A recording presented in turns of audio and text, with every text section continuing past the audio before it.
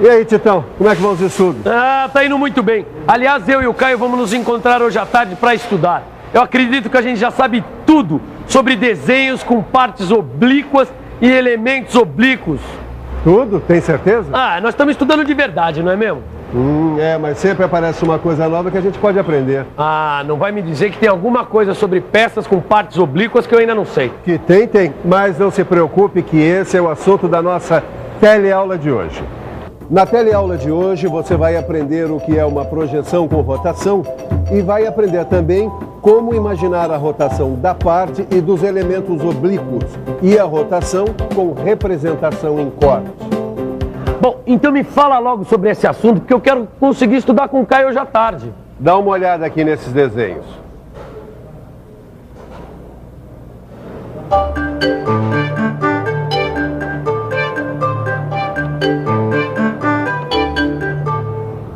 Bom, o que eu notei que são peças com superfícies oblíquas. Exatamente.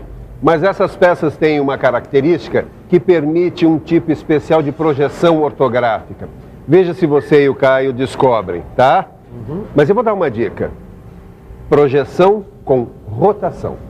Projeção com rotação?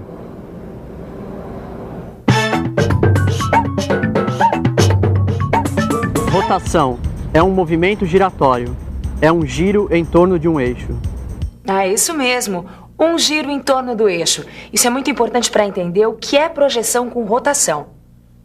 Mas, Ângela, antes de começar, é bom lembrar que o nosso amigo aí já sabe como fazer a projeção de peças com uma ou mais faces oblíquas.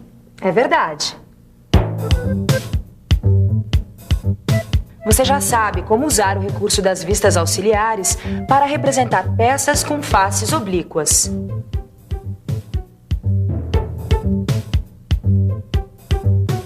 A projeção com rotação é um outro tipo especial de projeção ortográfica. É uma convenção para representar superfícies oblíquas em relação aos planos de projeção, como esse modelo aqui. Se ele fosse representado numa projeção ortográfica normal, aconteceria a distorção e o encurtamento numa das vistas.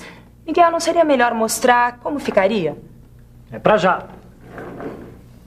Esta é a peça em perspectiva, um tipo de braço de comando que apresenta uma parte oblíqua.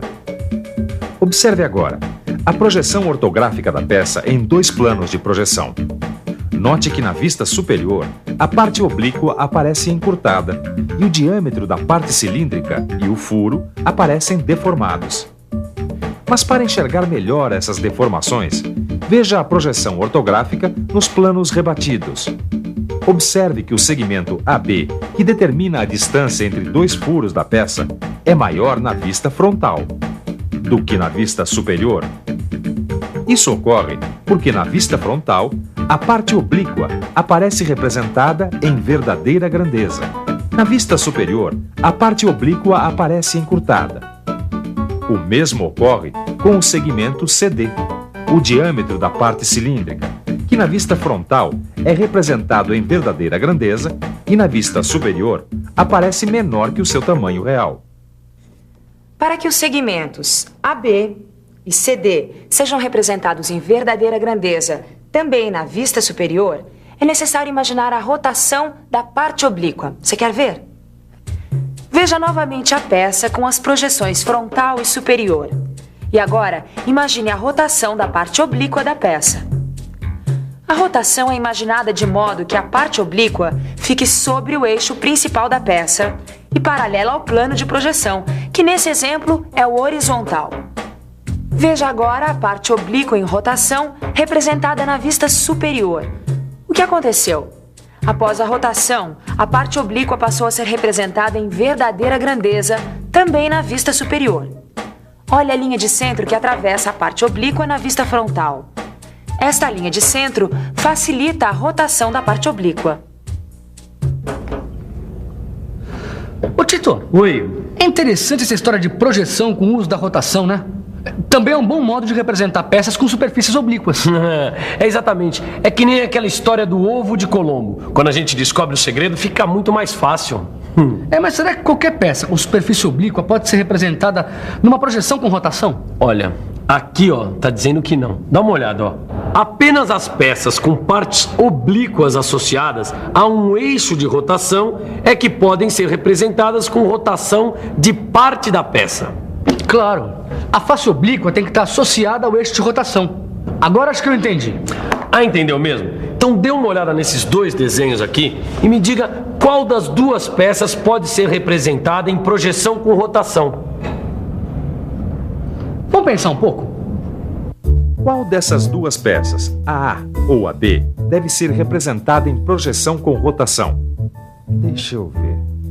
Bom, as duas peças têm superfícies oblíquas. Acho que as duas poderiam ser representadas em projeção com rotação. Não, espera um pouco.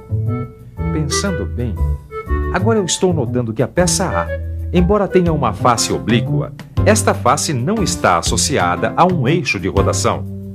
Então, para representar, é mais indicado recorrer a uma vista auxiliar. Agora a peça B...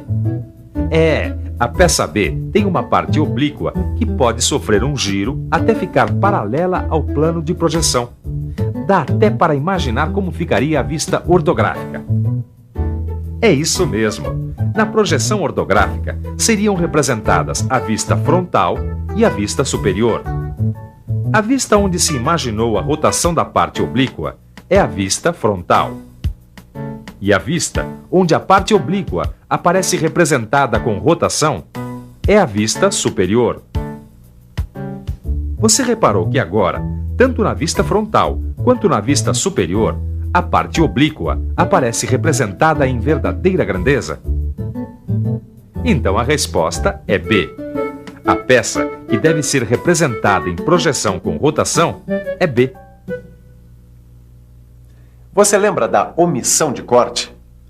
Naquela teleaula que falava sobre omissão de corte, você ficou sabendo que alguns elementos da peça, como nervuras, orelhas, braços e dentes de engrenagens, devem ser representados sem achuras quando esses elementos são atingidos por um corte longitudinal.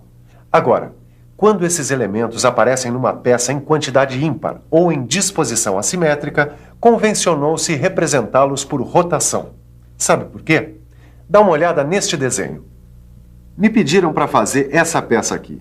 É uma peça com 3 nervuras que estão indicadas aqui como A, B e C. Tá vendo? Você notou que as nervuras A e C estão oblíquas em relação a um plano imaginário que segue a direção da nervura B? Agora, olha só a projeção ortográfica que me mandaram fazer da peça. Na verdade, essas projeções não estão erradas. Trata-se de uma projeção ortográfica normal. Então, o que é que acontece? A interpretação das posições das nervuras na vista superior não oferece qualquer dificuldade. Mas repare que a interpretação da nervura C fica prejudicada na vista frontal. Nesta vista, a nervura C aparece representada com deformação. Olha aqui. Além disso, a projeção da nervura A coincide com a projeção da nervura C na vista frontal. E o que se poderia fazer para facilitar a interpretação do desenho e representar a nervura C em sua verdadeira grandeza? Eu acho que você já sabe a resposta. Imaginando-se que a nervura C sofre uma rotação. Desse modo. Imagine que a nervura C vai sofrer uma rotação neste sentido. Ela vai ficar na mesma direção da nervura B. Veja o que acontece quando se imagina que a nervura C sofre uma rotação. Com a rotação da nervura C, sua representação fica em verdadeira grandeza na vista frontal. Agora sim, dá só uma olhada aqui. Com a rotação, fica melhor para interpretar esse desenho, você não acha? É sempre mais fácil interpretar um desenho quando seus elementos estão representados em verdadeira grandeza. Verdadeira grandeza? É esse o segredo. Quando uma peça está em verdadeira grandeza, é muito mais fácil de interpretá-la. Parece fácil. Mas para imaginar uma projeção com rotação é preciso uma certa prática. É, por isso que nós estamos aqui estudando. Ah, é? Já que você está com essa vontade toda, como é que você faria com essa peça aqui? Bom, deixa eu dar uma olhada aqui. É uma peça com 3 orelhas. Acho que é um caso parecido com o que nós estudamos. Acho que aqui deveria haver uma rotação da orelha C. Para representar a orelha C em verdadeira grandeza, eu vou imaginar a sua rotação na vista superior. Com a rotação da orelha, a representação na vista frontal fica em verdadeira grandeza. Olha só. Está ficando fera em projeção com rotação, hein, Tito? Quando a gente descobre o mecanismo, fica fácil. Quando uma peça tem partes oblíquas associadas a um eixo de rotação, ou quando elementos aparecem numa peça em quantidade ímpar ou em disposição assimétrica, aí fica muito mais fácil para imaginar a projeção com rotação. Mas e numa representação com corte? Como assim? Como é que você imagina uma rotação em representação com corte? Ih, meu amigo, agora você me pegou, cara. A rotação em representação com corte, na verdade, segue os mesmos princípios do que você viu até agora. Mas é sempre bom ver alguns desenhos para entender melhor, né? Miguel, você não quer pegar aqueles desenhos com rotação em representação com corte? Estou aqui nessa pasta. Vamos lá. Dá só uma olhada nesse desenho aqui. É uma polia com braços que estão indicados pelas letras A, B e C. Agora, olha esse outro desenho. É a perspectiva da mesma polia em corte. Repare que o braço C está oblíquo em relação ao eixo da peça. Agora vamos tentar imaginar como ficaria essa peça em corte, representada em projeção ortográfica normal. Veja, uma vez que o observador está vendo a peça de frente, a vista frontal será representada em verdadeira grandeza. Já na vista lateral, atingida pelo corte, o braço C não será representado em verdadeira grandeza. Imagine agora que o braço C da polia sofreu uma rotação em torno do eixo da peça, até ficar paralelo ao plano de projeção lateral. Viu só? Agora o braço C também será representado em verdadeira grandeza na vista lateral. No desenho técnico, não há necessidade de indicar onde a rotação do elemento foi imaginada. Assim, no caso desta peça, a vista frontal e a vista lateral esquerda são representadas deste modo.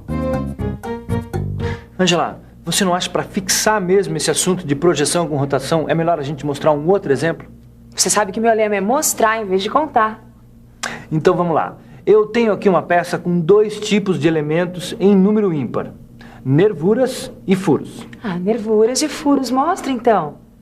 Olha, aqui a perspectiva da peça. E agora a perspectiva da mesma peça em corte. Preste atenção agora na projeção ortográfica normal da peça em corte. O mesmo problema de sempre. A nervura C foi representada deformada na vista frontal e o furo D não foi representado também na vista frontal. E agora veja a projeção com rotação.